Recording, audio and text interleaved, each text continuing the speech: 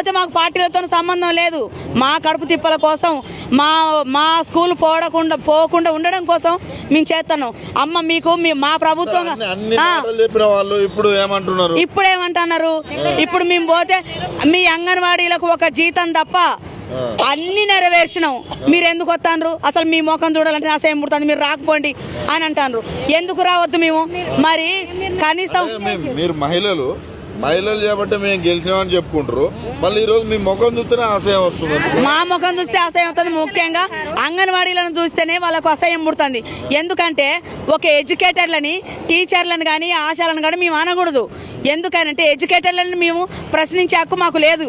కానీ ఇప్పుడు మేము అనాల్సి వస్తుంది. ఒక్క పిల్లోడు, 2 పిల్లలు ఉన్న సార్లకు కూడా 1,50,000, 2 లక్షల రూపాయలు, 1,00,000 రూపాయల జీతం, 1,20,000 జీతం ఇస్తాను. మరి మేము కూడా అదే ప్రీ స్కూల్ 3 సంవత్సరాల నుంచి 6 సంవత్సరాల పిల్లలకు 4 గంటల వరకు ప్రీ ప్రైమరీ ఆటపాటల ద్వారా విద్య చెప్తున్నాం. ఎల్కేజీ యూకేజీ వరకు మేము కూడా వాళ్ళకు మంచి స్టడీ అందిస్తున్నాం వాళ్ళకు విలేజ్ లెవెల్లో. కానీ అయినా కూడా మమ్మల్ని గుర్తించకుండా అదే 13,000 గత ప్రభుత్వం ఇచ్చిన 13,650 రూపాయల జీతంతోనే మమ్మల్ని ఉంచుతారు. కానీ మేము 26,000 జీతం అడిగి గత ప్రభుత్వంలో ధర్నాలు చేస్తే మేము 26,000 ఇస్తామన్నారు. మేనిఫెస్టోలో ఏం పెట్టారు? 18,000 పెట్టారు. అవన్నీ ఇవ్వమని మేము అడుగుతున్నాం. వాళ్ళ మీద మేము కొట్లాడతలేదు. ప్రభుత్వానికి మేము ఎప్పుడు వ్యతిరేకులం కాదు. కానీ మా కష్టాన్ని గుర్తించి మమ్మల్ని రోడ్ల